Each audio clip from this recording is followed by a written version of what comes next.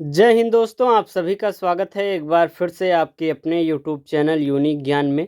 आज हम BA third semester political science का चैप्टर 12 देखेंगे, जिसमें हम पढ़ेंगे दल बदल की राजनीति के विषय में। इसके पहले हमने 11 चैप्टर आपको बहुत ही अच्छे तरीके से बता दिए हैं और अच्छे से नोट्स भी आपको प्रोवाइड कर दिए हैं। अगर आपने लेक्चर्स नहीं देखे हैं, आपको सिलेबस नहीं पता है, तो हमारे चैनल पर विजिट कीजिए। आपको प्लेलिस्ट मिल जाएगी BA third semester political science classes के नाम से, जहाँ पर आपको सबसे पहले सिलेबस देखने को मिल जाएगा, फिर चैप्टर वाइज सभी क्लासेस देखने को मिल जाएंगी। ये आपका लास्ट चैप्टर है पॉलिटिकल साइंस का। आपका सिलेबस जो है कंप्लीट हो गया। कल से आपकी हिस्ट्री की क्लासेस चलेंगी, जिसमें 3 क्लासेस करा दी गई हैं। अगर आपका हिस्ट्री अर्थात इतिहास विषय है तो भी आप नेक्स्ट क्लासेस कल से जो होंगी वह भी अटेंड कर सकते हैं। 3 चैप्टर उसके भी करा दिए गए हैं। तो चलिए देखते हैं दल बदल की राजनीति। अगर आप चैनल पर नए हैं तो चैनल को सब्सक्राइब कीजिए, साथ ही साथ अपने दोस्तों के पास शेयर कीजिए। कमेंट करके अपने यूनिवर्सिटी का नेम अवश्य बताइए, क्योंकि टेलीग्राम चैनल पर आपकी यूनिवर्सिटी से रिलेटेड भी जो भी नोटिफिकेशंस आती हैं वो आपको भेज दिया जाता है। टेलीग्राम ज्वाइन करने के लिए आपको डिस्क्रिप्शन बॉक्स में लिंक मिल जाएगा, या फिर आप टेलीग्राम चैनल पर सर्च कीजिए यूनिक ज्ञान, आपको हमारा चैनल देखने को मिल जाएगा। दल बदल की राजनीति क्या होती है, इसको हम अच्छे से देखेंगे। दल बदल जो है, राजनीतिक अर्थों में दल बदल को हम समझेंगे। इसका अर्थ है कि किसी व्यक्ति का उस राजनीतिक दल को जिससे टिकट पर वह निर्वाचित हुआ छोड़कर किसी अन्य दल में सम्मिलित हो जाना। दल बदल अर्थात एक दल से दूसरे दल में चले जाना। दल से संबंध विच्छेद करने की इस प्रक्रिया को फ्लोर क्रॉसिंग भी कहा जाता है। फ्लोर क्रॉसिंग क्यों कहा जाता है? इंग्लैंड में हाउस ऑफ कॉमन्स में विरोधी दल तथा सरकारी दल के सदस्य आमने सामने बैठते हैं। यदि उनमें से किसी दल का सदस्य जो है एक तरफ से दूसरी तरफ जाता है तो उसे बीच के रास्ते को पार करने जाना पड़ता है, इसलिए वहाँ इस प्रक्रिया को फ्लोर क्रॉसिंग का नाम दिया गया है। दल बदल यहाँ जो कहा जाता है वहाँ पर फ्लोर क्रॉसिंग कहा जाता है। दल परिवर्तन के स्वरूप की बात करें तो भारत में ब्रिटेन से बहुत कुछ भिन्न रहा है। भारत में दल परिवर्तन केवल विरोधी दल से सत्तारूढ़ दल तथा सत्तारूढ़ दल से विरोधी दलों की ओर ही नहीं हुआ है, बल्कि स्वयं विरोधी दलों के अंतर्गत सदस्य एक दल से दूसरे दल में मिलते हैं और पृथक होते रहते हैं। यह कहना गलत न होगा कि इन परिवर्तनों का उद्देश्य सैद्धांतिक मतभेद न होकर राजनीतिक स्वार्थ होता है, अर्थात किसी भी सिद्धांत के अनुसार जो है दल बदल नहीं करते हैं, वह अपने राजनीतिक स्वार्थ के लिए। जैसे कि अगर आप कोई भी सदस्य हो, वह एक पार्टी में है, वह दूसरी पार्टी में किसी सिद्धांत के रूप में न जाकर वह किसी अपने लाभ के पद के रूप में या फिर किसी अन्य लाभ के रूप में वह अपने दल को बदलता है। पश्चिमी देशों में भी दल परिवर्तन के उदाहरण मिलते हैं। 1967 ईस्वी में पहले भारत में भी दल परिवर्तन के कुछ उदाहरण मिलते हैं, लेकिन 1967 ईस्वी के आम चुनाव के पश्चात दल परिवर्तन इतनी तेजी से होना शुरू हुए कि इसने एक गंभीर राजनीतिक समस्या का रूप धारण कर लिया। एक प्रकार से यह दल बदल की जो राजनीति है वह राजनीतिक समस्या के रूप में भी मानी जाती है। उत्तर प्रदेश, बिहार, पश्चिमी बंगाल, पंजाब आदि में दल परिवर्तनों के कारण सरकारें तेजी से टूटने शुरू हो गई और राष्ट्रपति शासन की स्थापना शुरू हो गई। दल परिवर्तन का प्रारंभ सबसे पहले हरियाणा में हुआ, जिसके बाद ही उत्तर प्रदेश में चौधरी चरण सिंह ने अपने 13 साथियों के साथ कांग्रेस छोड़कर पहले जन कांग्रेस और कुछ दिनों बाद भारतीय क्रांति दल के नाम से एक नए राजनीतिक दल का गठन किया। जैसे कि कुछ तो एक प्रकार से अपने लाभ के लिए दल बदल करते हैं, कुछ ऐसे होते हैं जैसे कि आपकी सरकार बन गई, किसी पार्टी की सरकार बन गई, उसमें कोई दल शामिल है, परंतु बीच में उनके बीच में अनबन कुछ हो गया तो वह उस दल को छोड़ देते हैं, जिससे क्या होता है कि सरकार भी बदल जाती है। आगे देखेंगे। कुछ ही दिनों बाद उन्हीं के नेतृत्व में एक मिश्रित मंत्रिमंडल का गठन हुआ। यहाँ यह उल्लेखनीय है कि चौधरी चरण सिंह ने केवल इस कारण कांग्रेस को छोड़ा क्योंकि सीबी गुप्त तत्कालीन मुख्यमंत्री चरण सिंह के कुछ साथियों को मंत्रिमंडल में सम्मिलित करने को तैयार नहीं थे। जो कि हमने आपको बताया कि उनकी जो मंत्रिमंडल तैयार हो रही थी, उस मंत्रिमंडल में उनका कोई भी, अगर उस दल का कोई भी सदस्य निर्वाचित नहीं किया जाता, उसे बनाया नहीं जाता, कोई मंत्री की पद नहीं दी जाती, तो वह जो है उस ग्रुप को, उस दल को त्याग देता है या दल बदल कर लेता है। उपलब्ध आंकड़ों के अनुसार मार्च 1967 से दिसंबर 1967 ईस्वी तक केवल 9 माह में राज्य विधानमंडलों में कुल 3,447 सदस्यों, हिमाचल प्रदेश एवं त्रिपुरा के सदस्यों को छोड़कर में से 314 सदस्य, जो कुल सदस्यों को लगभग 9% होता है, इतने लोग जो है दल बदल कर चुके थे 1967 में। 1967 में दल बदल की राजनीति एक प्रकार से बहुत तेज जोर शोरों से आगे बढ़ती है। दल परिवर्तन उन्होंने किया। इनमें निर्दलीय सदस्य भी शामिल थे, जो राजनीतिक पद अथवा धन के लाभ में निसंकोच रूप से पार्टियां बदलते रहते थे। आपको इतिहास बताते आ रहे हैं कि किस प्रकार से दल बदल की राजनीति शुरू हुई। पहले जो है 1967 से पहले बहुत ही कम दल बदल देखने को मिले थे, परंतु 1967 के आम चुनाव के पश्चात जो है दल बदल की राजनीति बहुत तेजी से अपना रूप धारण कर लेती है, मतलब बहुत तेजी से प्रभावित करती है। आपको देखने को मिला एक भारी मात्रा में 1967 से 9 महीने में सिर्फ 3,000 कुछ सदस्य जो है दल बदल कर लेते हैं। एक सर्वेक्षण के अनुसार अप्रैल 1969 ईस्वी तक दल बदल परिवर्तन की लगभग 1,000 घटनाएं हुई थी। दल परिवर्तन करने वालों में कुछ ऐसे सदस्य थे जिन्होंने कई बार पार्टियां बदली। एक सदस्य ने 5 बार दल परिवर्तन किया और उसके फलस्वरूप वह केवल 5 दिनों के लिए मंत्री पद को प्राप्त कर सका। मंत्री पद को प्राप्त करने के लिए लोग एक दल को छोड़कर दूसरे दल में शामिल होते थे। एक जो सदस्य 1969 में 5 बार दल परिवर्तन करता है, फिर जाकर वह सिर्फ और सिर्फ 5 दिनों के लिए मंत्री पद को प्राप्त करता है। इसी प्रकार अक्टूबर से लेकर नवंबर 1967 ईस्वी तक केवल उत्तर प्रदेश में 42 सदस्यों ने दल परिवर्तन किए, जिनमें से 8 सदस्यों ने 2 बार पार्टियां बदली थी। ऐसा अनुमान है कि प्रत्येक 7 विधायकों पर एक सदस्य के हिसाब से दल परिवर्तन उस समय हुए थे। यहाँ यह उल्लेखनीय है कि 1957 से 1967 ईस्वी के बीच भी दल परिवर्तन हुए थे, लेकिन उनमें कांग्रेस का ज़्यादा लाभ हुआ था। परंतु इस अवधि में होने वाले दल परिवर्तनों में कांग्रेस दल को छोड़ने वालों की संख्या जो है 98, अन्य दलों को छोड़कर कांग्रेस में सम्मिलित होने वाले 419 थे। कब से कब? 1957 से 67 तक एक प्रकार से कांग्रेस जो है वर्चस्व में था। उस समय जो है कांग्रेस फायदे में थी दल बदल की वजह से, क्योंकि 98 लोग ही कांग्रेस को छोड़कर गए थे और 419 लोग कांग्रेस में शामिल हुए थे। इसके विपरीत अगर हम बात करें 1967 से 68 में, तो कांग्रेस दल को छोड़ने वालों की संख्या 175 और कांग्रेस में सम्मिलित होने वालों की संख्या जो है 139 हो गई। इससे यह परिणाम निकाला जा सकता है कि 1967 ईस्वी तक दल परिवर्तन एक तरफा था, लेकिन उसके पश्चात यह दो तरफा रास्ता बन गया और इस बीच जो दल परिवर्तन हुए उनमें कांग्रेस को अधिक क्षति उठानी पड़ी और विरोधी दलों को अपेक्षाकृत जो है लाभ हुआ। यह उल्लेखनीय है। आगे हम देखेंगे कि 1977 ईस्वी के बाद परिवर्तन ने एक नया रूप धारण किया।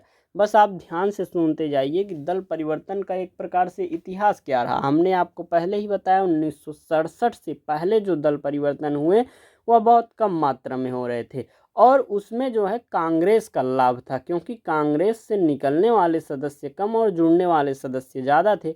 परंतु 1967 से 1968 सिर्फ 1 साल में ही दल परिवर्तन एक तरफा से दो तरफा हो गए और धीरे धीरे कांग्रेस की भी उसमें हानि होने लगी। फिर 1977 के बाद दल परिवर्तन ने एक नया रूप धारण किया।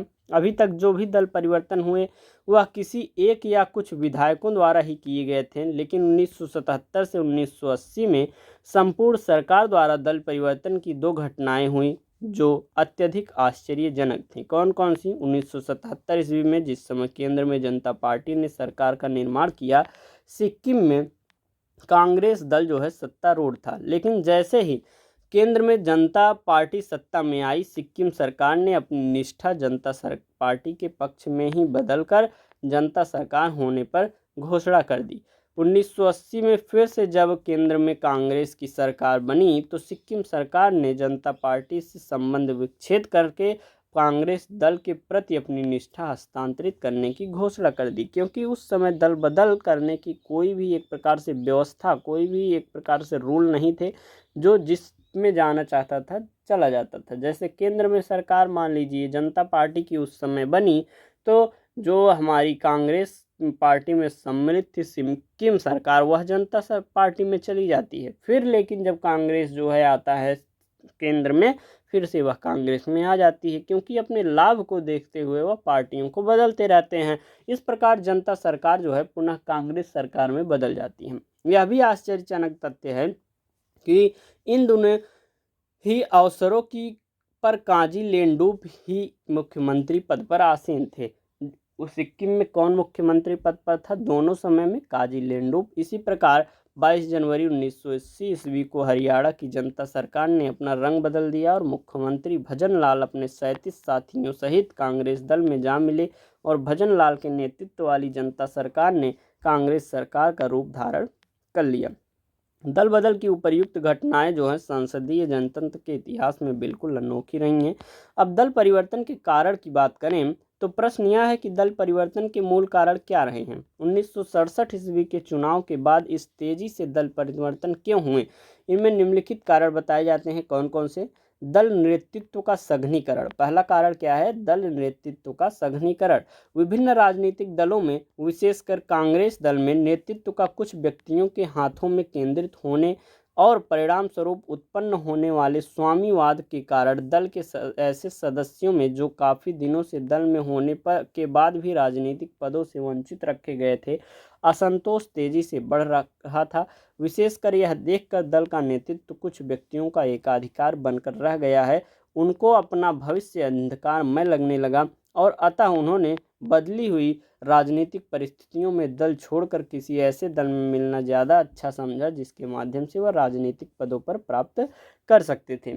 आपको यह सुनने से ही समझ में आ गया होगा कि जैसे कि कोई पार्टी है, उसमें किसी एक व्यक्ति को ही बहुत दिनों से पद धारण करने को मिला हुआ है, अन्य जो सदस्य हैं उनको अपना जीवन अंधकारमय लगने लगता है, क्योंकि उन्हें जो है कोई भी बड़ा पद नहीं मिल पाता है। तो इस असंतोष के कारण वह इस दल को छोड़कर ऐसे दल में शामिल होना चाहते हैं जिनमें उन्हें जो है एक प्रकार से अच्छे पद मिले, ऊंचे पद मिले और उन्हें एक प्रकार से सम्मानित पद मिले। दूसरा क्या कारण है? दल के सदस्यों में सिद्धांत के प्रति अदृढ़ता। भारत के विभिन्न राजनीतिक दलों में सिद्धांत की दृष्टि से बहुत कुछ समता दिखाई देती है और साधारणतया विभिन्न राजनीतिक दलों के सदस्य जो हैं दलों का चयन सिद्धांतों के आधार पर न करके कुछ अन्य कारणों से करते हैं, जैसे निर्वाचन में सफलता की संभावना, कोई आर्थिक लाभ, किसी पद मिलने की आशा। जो है दल परिवर्तन इन्हीं सब कारणों से करते हैं।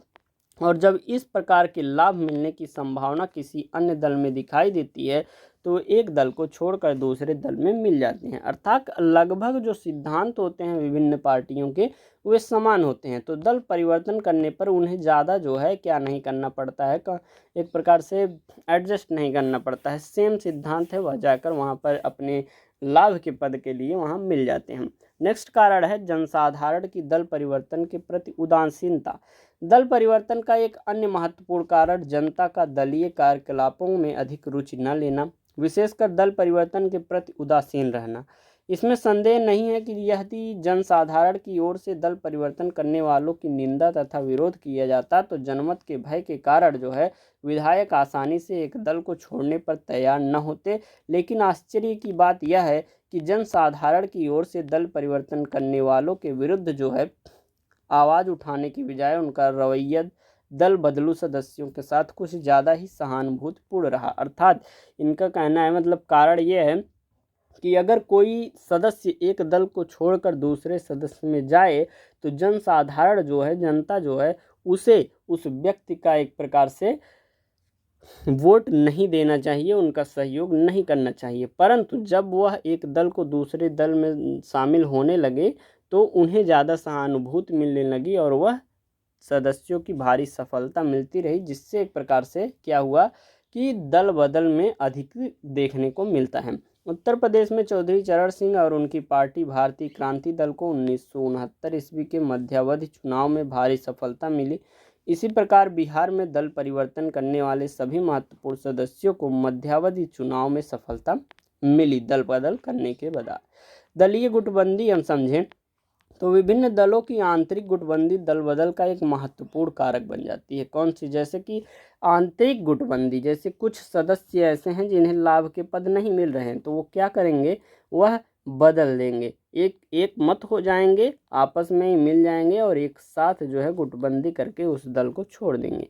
दलीय गुटबंदी में सबसे ज़्यादा हानि किसकी हुई? कांग्रेस को हुई थी। 1967 ईस्वी के आम चुनाव से पहले ही विभिन्न राज्यों में कांग्रेस दल के अंतर्गत एक नए असंतुष्ट वर्ग का विकास तेजी से हो रहा था, जो दल के नेतृत्व के विरुद्ध क्रांति कर रहा था, और राज्यों में दल के संगठन तथा विधानमंडल दल के बीच टकराव की स्थिति पैदा हो गई थी। इसका परिणाम क्या हुआ कि 1967 ईस्वी में आम चुनाव के समय दल के प्रत्याशी के नामांकन के संबंध में कांग्रेस में विशेष रूप से आंतरिक झगड़े तेजी से पकड़ते गए और चुनाव के अवसर पर विध्वंस की पद्धति अपनाई गई।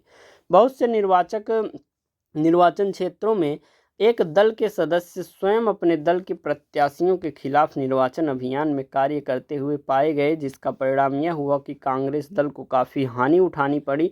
निर्वाचन के पश्चात जो है दलीय गुटबंदी समाप्त न हुई और विभिन्न दलों, विशेषकर कांग्रेस की आंतरिक गुटबंदी ने सत्तारूढ़ गुट को पराजित करने के लिए सभी उपाय अपनाए, जिसमें दल परिवर्तन एक महत्वपूर्ण साधन देखने को मिला।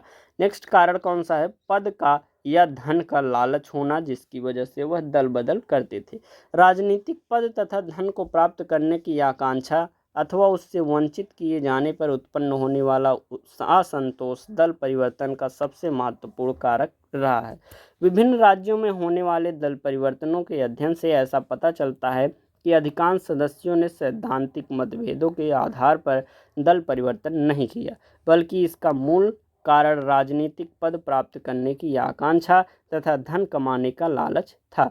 कुछ विषयों पर दल परिवर्तन का कारण जो है सत्तारूढ़ दल के अत्यधिक सुपात्र सदस्यों को मंत्रिमंडल में स्थान न देने अथवा अन्य राजनीतिक सम्मानों से वंचित करने से उत्पन्न होने वाला असंतोष है। उदाहरण के लिए उत्तर प्रदेश में चौधरी चरण सिंह और मुख्यमंत्री सीवी गुप्ता के बीच जो है मतभेद का तत्कालिक कारण यह था कि चौधरी चरण सिंह के कुछ अपने साथियों को मंत्रिमंडल में नियुक्त कराना चाहते थे, जिसके लिए गुप्ता जी तैयार न थे।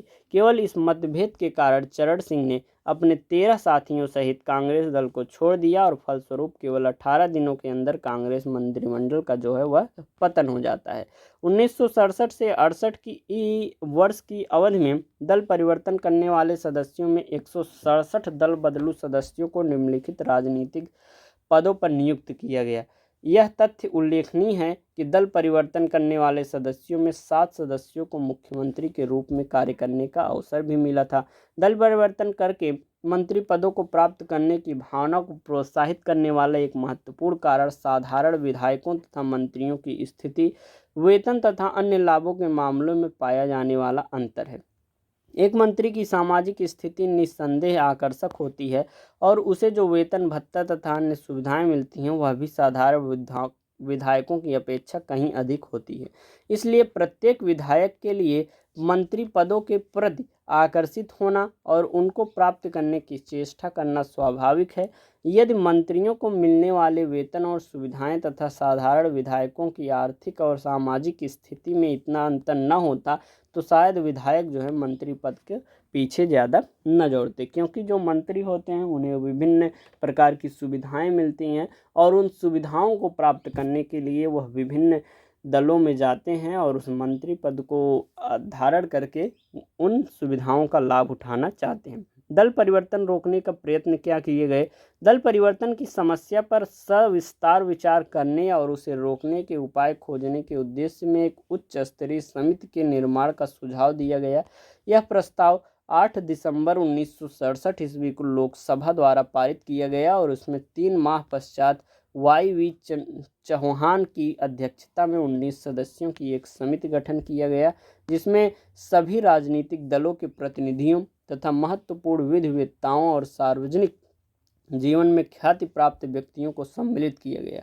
इस समिति ने 28 सितंबर 1968 को अपना प्रतिवेदन प्रस्तुत किया। उक्त चौहान समिति ने दल परिवर्तनों पर प्रतिबंध लगाने के लिए निम्नलिखित दी। पहली क्या उन्होंने बताई कि दल बदल वाले सदस्यों को, दल बदलने वाले सदस्यों को दल बदलने की तिथि से 1 साल के लिए किसी भी पद, उदाहरणार्थ मंत्री पद, अध्यक्ष अथवा उपाध्यक्ष पदों पर नियुक्त होने से वंचित कर दिया जाता है। जैसे कि लोग इस मंत्री पद को पाने के लिए ही दल बदल करते थे, तो उसको रोकने के लिए क्या किया गया, प्रावधान बनाए गए। कोई व्यक्ति अगर दल बदल करता है उसे 1 साल तक कोई भी मंत्री पद या कोई भी उक्त पद नहीं दिया जा सकता है। दूसरा, उन्होंने कहा मंत्रिमंडल का आकार इस प्रकार छोटा कर दिया जाना चाहिए कि इसकी सदस्य संख्या जो है लोकसभा अथवा संबंधित राज्य की विधानसभा की कुल सदस्य संख्या के 10% से अधिक न हो, और यदि उस राज्य का विधानमंडल एक सदनात्मक है तो मंत्रिमंडल की संख्या जो है 11% से अधिक नहीं होनी चाहिए। तीसरा, उन्होंने बताया दल परिवर्तन करने वालों को दल परिवर्तन की तिथि से एक निश्चित अवधि तक अथवा जब तक वह विधानमंडल की सदस्यता से त्याग पत्र देकर पुनः निर्वाचित न हो जाए, मंत्री पद पर नियुक्त न किया जाए। नेक्स्ट है, मुख्यमंत्री तथा प्रधानमंत्री की नियुक्ति उच्च सदन से नहीं की जानी चाहिए। पांचवा है, राजनीतिक दलों को स्वयं एक आचरण संहिता का निर्माण करना चाहिए जिसके द्वारा उन्हें दल परिवर्तन करने वाले सदस्यों को अपने दल में सम्मिलित नहीं करना चाहिए। और लास्ट, उन्होंने बताया कि जनता को इस बात की शिक्षा दी जानी चाहिए कि निर्वाचनों में स्वतंत्र उम्मीदवारों को जो है वह मत न दे। इस प्रकार से आपका लास्ट चैप्टर जो है दल बदल की राजनीति वह भी समाप्त होती है। अच्छे से आप सभी क्लासेस अटेंड कर लीजिए, सभी के PDF आपको मिल जाएंगे टेलीग्राम चैनल पर, वहाँ से आप ज्वाइन कर लीजिए। अच्छे से रिवीजन कीजिए, अपने दोस्तों के पास भी क्लासेस शेयर कीजिए। धन्यवाद, मिलते हैं अगले वीडियो में नेक्स्ट किसी सब्जेक्ट में, क्योंकि यह सब्जेक्ट का सिलेबस तो आपका कंप्लीट हो चुका है। कल से आपकी हिस्ट्री की क्लासेस यहाँ पर इसी टाइम पर होंगी। धन्यवाद।